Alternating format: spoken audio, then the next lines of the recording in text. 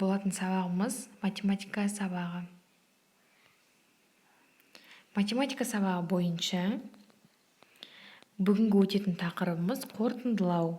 Оқулығымыздың 36 және 37 беттерін аша қойыңдар.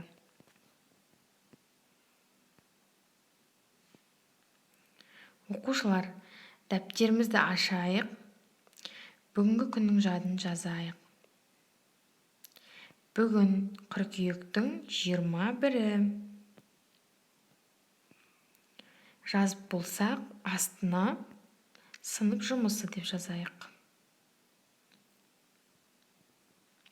Оқушылар, бүгінгі қорытындылау сабағымызда тапсырма тек қана бір түйір. Екінші есепке назар аударамыз.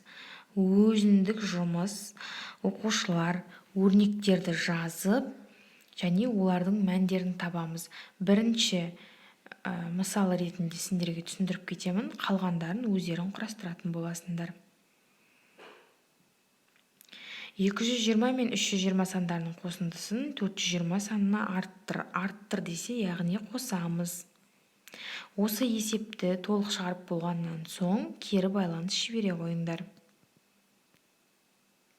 Бүгінгі сабағымыз аяқталды, математика сабағымыз.